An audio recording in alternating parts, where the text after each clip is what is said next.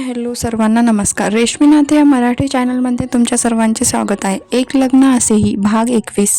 काय ग, काय झालं? कावेरी म्हणाली. काही नाही, देवांश मला घेऊन इथे आले होते ना, गाडी होती मोठी. सई विचार करत म्हणाली.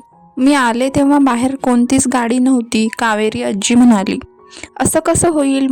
मला स्वतः देवांश घेऊन आले होते. सई विचारात पडली. माझा फोन. तिने आजूबाजूला बघितले तर तिच्याजवळ फोन नव्हता. ती घाईघाईत गाडीतच विसरली होती. काय झालं सई? कल्याणी म्हणाली. देवांश मला सोडून परत गेले. सई नाराज होत म्हणाली. अगं बाळा, तूच म्हणलीस ना त्यांची महत्वाची मीटिंग होती. कल्याणी म्हणाली. हो, कदाचित त्यांना ऑफिसमधून फोन आला असणार. सईने मनाची समजूत घातली. मग तिघी मिळून बोलत बसल्या. आई, तू इथे कशी? आजी तर पुण्यात होती ना? सई कावेरी आजीकडे बघून म्हणाली. हो, पुण्यात होते. सुनबाई तुझी काकी दुसऱ्या डिलिव्हरीला तिच्या माहेरी गेली. मुलावर 12 वर्षांनी तिला पुन्हा बाळ होतंय. प्रसाद त्याच्या नोकरीत व्यस्त असतो. मला तिथं काही एकटीला करमत नव्हतं म्हणून इथे आले. आईला भेटायला तुमच्या घरी गेले होते. तिथे कल्याणी रडत त्यांना तुझ्याबद्दल विचारत होती. मुरारीने कल्याणीला घराबाहेर काढून दिलं. त्यावेळी कल्याणीची अवस्था वाईट झाली होती. ते पाहून मला राहवलं नाही आणि मी तिला इथे आणले. म्हणून मी तिच्या म्हणण्याकडे लक्ष देत नव्हते. कावेरी आजी म्हणाली. कावेरी आणि राधाबाई दोघी सख्या बहिणी आणि जावा सुद्धा. कावेरी राधाबाईपेक्षा लहान असून पण तिला समजून घ्यायची, पण राधाबाईचा धूर्त स्वभावामुळे कावेरी आणि तिचा नवरा वेगळे निघून त्यांचा संसार मांडला होता. सई आई मिळाली म्हणून खूप खुश होती. तिने तर घरी जाण्यासाठी तिच्या आईला फोर्स सुद्धा केला, पण लेकीच्या सासरी कसं राहायचं या विचाराने तिने नकार दिला. आई, खूप वेळ झालाय, मी आता घरी जाते. हे ऑफिसमधून घरी येतील तेव्हा त्यांना माझ्या हाताची कॉफी लागते आणि जेवणात रोज भेंडी. सई खुश होऊन सांगत होती. तिच्या चेहऱ्यावरचा आनंद बघून कल्याणीला समाधान वाटलं. आपल्या मुलीने जो निर्णय घेतला आहे कदाचित तो योग्य आहे असं तिला वाटून गेलं. पण देवांशच्या अपंगत्वाची आठवण होताच ती पुन्हा हिरमुसली आणि मनोमन काहीतरी विचार करत होती. आई, अगं कुठं हरवली? सई म्हणाली. काही नाही, ठीक आहे, सांभाळून जा. कल्याणी तिच्या चेहऱ्यावरून हात फिरवून म्हणाली. येते ग आजी. सईने कावेरीला मिठी मारली. हो, सावकाश जा हो, कावेरी आजी म्हणाली. हो, सई म्हणाली. सई त्या दोघींचा निरोप घेऊन घरी आली. देवांश ऑफिसमध्ये आला. त्याने त्याच्या सगळ्या मीटिंग कॅन्सल करून टाकल्या आणि कॅबिन बाहेर डू नॉट डिस्टर्बचा बोर्ड लावून एकटाच कॅबिनमध्ये बसून होता. त्याला कल्याणीचं बोलणं आठवत होतं आणि त्याला खूप त्रास होत होता. त्याला जी गोष्ट नको होती तीच त्याच्यापुढे येत होती. सई आणि त्याचं लग्न हे दोघांच्याही मनाविरुद्ध झालं होतं, पण सईच्या शांत, संयमी आणि निरागस स्वभावामुळे तो तिच्याकडे आकर्षित झाला होता. तिच्याबद्दल पूर्ण माहिती कळाल्यामुळे त्याच्या मनातील सगळे गैरसमज दूर झाले होते. तीही त्यामुळे कुठेतरी त्याला आवडायला लागली होती. पण कदाचित काही गोष्टी विसरून चालत नाहीत. आड येत होतं. त्याचं अपंगत्व त्याच्या सुखाच्या नेहमीच आडवं येत होतं. त्यामुळेच लग्नापासून दूर राहत होता. त्याला कुणावर ओझं बनून किंवा नाईलाजास्तव राहायचं नव्हतं. पण सुलोचना म्हणजे माईमुळे तो हतबल होता. देवांशने ड्रॉवरमधून सिगारेट काढली आणि पेटून कश मारत होता. बॉस, राजू त्याच्या कॅबिनमध्ये आला.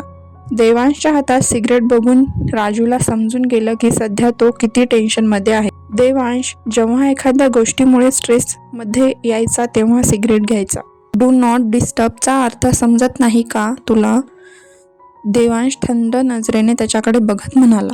आय एम सॉरी बॉस, सिस्टरचा फोन गाडीतच राहिला होता, तो द्यायला आलो होतो. राजू नाराज होत म्हणाला. देवांशने डोळे गच्च मिटून उघडले आणि सिगरेट कश ट्रेमध्ये सिगरेट विझवली. I am sorry Devansh. It's okay boss, I can understand. Raju म्हणाला. देवांश पुन्हा विचारात हरवला. काय विचार करत आहात? न राहून राजू म्हणाला. मी एक निर्णय घेतला आहे. देवांश म्हणाला. कोणता? राजू म्हणाला. तितक्यात पिऊनने कॅबिनचं दार ठोठावत आत आला. What happen? सर, ते सई मॅडमच्या आई तुम्हाला भेटायला आल्या आहेत. त्यावर देवांश आणि राजूने एकमेकांकडे पाहिले.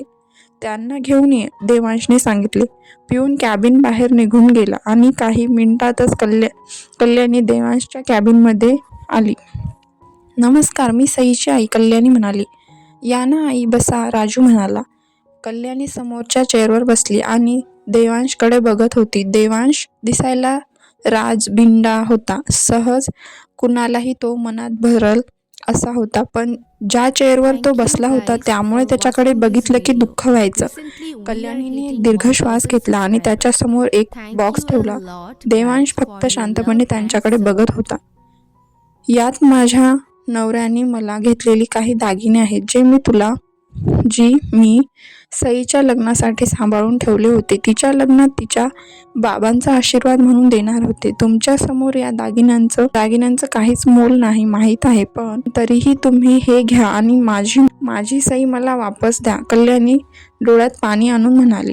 तिने अजून जग पाहिलं नाही. भावूक आणि हळवी आहे खूप.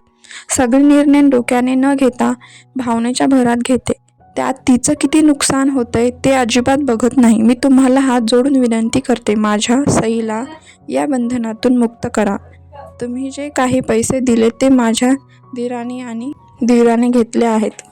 त्यातला एकही पैसा सईने घेतला नाही. मग तिने का सहन करावं? माझ्यामुळे तिने हे लग्न केलं, पण तुमच्यामुळे ती मनात नसतानाही निभावत आहे. यात किती कोमेजून जाते याची तिला जराही फिकर नाही. पण मी तर तिची आई आहे ना. तिचं भलं बुरं जाणून आहे मी. माझी निरागस सई या जबरदस्ती लग्नाच्या बंधनात अडकून स्वतःवर अन्याय करून घेतीये. मी तिचं आयुष्य असं वाया जाताना कसं पाहू? मला माझी सई वापस द्या, कल्याणी रडत म्हणाली. कल्याणी रडत होती. आई, तुम्ही प्लीज रडू नका, देवांश काळजीने म्हणाला. मीही सईवर कधीच अन्याय होऊ देणार नाही. ती तिचे निर्णय घ्यायला स्वतंत्र आहे, देवांश म्हणाला. हे ठेवा तुमच्याकडे. सईच्या बाबांचा आशीर्वाद आहे, तो तिलाच मिळायला पाहिजे. कल्याणीने भरलेल्या डोळ्यांनी त्याच्याकडे बघितले. मला 2 दिवसाचा वेळ द्या. मी डायव्होर्स पेपर तयार करून तुम्हाला पाठवतो, देवांश काळजावर दगड ठेवून म्हणाला. राजूला त्याच्या बोलण्याचा काही अर्थच समजला नव्हता. खरंच, कल्याणी डोळे पुसत म्हणाली. हो, देवांश म्हणाला. तुमचे खूप उपकार झाले, सई बरोबर म्हणत होती. तुम्ही खरंच खूप चांगले आहात, देव तुम्हाला खूप सुखी ठेवो, कल्याणी सावरत म्हणाली. त्यावर देवांश खिन्न हसला. राजू यांना गाडीने घरी सोडून ये, देवांश म्हणाला आणि त्याने व्हीलचेअर खिडकीकडे नेली. चला आई, राजू म्हणाला आणि कल्याणीला कॅबिन बाहेर घेऊन गेला. कल्याणीला ड्रायव्हर सोबत पाठवून राजू पुन्हा देवांशच्या कॅबिनमध्ये आला. देवांश खिडकी बाहेर बघत होता. तुझ्या डोक्यात काय विचार आहेत, जरा सांगशील मला? न राहून राजूने म्हणाला. मी सईला या नात्यातून मुक्त करतोय, देवांश म्हणाला. येस माय फ्रेंड, मी सईला डायव्होर्स देणार, देवांश आता जरा भाऊक होत म्हणाला. तू वेडा झाला आहेस का देवांश?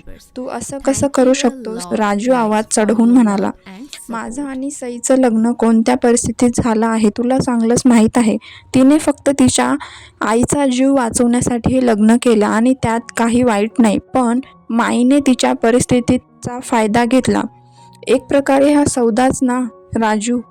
एका प्रकारे तिने तिच्या आईसाठी, तिच्या फॅमिलीसाठी सुलोचना देवीला स्वतःला विकलं. तिचं स्वप्न, तिच्या इच्छा सगळं विकलं. हे तर बरोबर नाही ना राजू. मला हे सगळं माहीत असताना मी गप्प बसणे हे योग्य नाही. अरे, तिचं वय काय आहे? तिने त्यात किती मोठं बलिदान दिलं आहे. ज्या वयात मुली त्यांच्या सुंदर राजकुमाराचे स्वप्न बघतात त्या वयात ती लग्नाच्या बंधनात अडकली आणि तेही माझ्यासारख्या अपंग मुलाशी तिचं लग्न झालं आहे. याहून मोठं दुःख काय असेल तिच्यासाठी? मी तिचा किंवा कोणत्याच मुलीच्या स्वप्नातला राजकुमार नाही आहे राजू. मला कोणत्याही मुलीचं आयुष्य खराब करायचा अधिकार नाही आहे, त्यात सईसारख्या निरागस मुलीचं तर अजिबात नाही, देवांश म्हणाला. बॉस, राजूला त्याचं ऐकून भरून आलं. नो राजू, तिची आई म्हणतेय ते बरोबरच आहे. कोणत्याही आईवडिलांना आपल्या मुलीच्या आयुष्यात माझ्यासारखा अपंग जीवनसाथी नको असतो.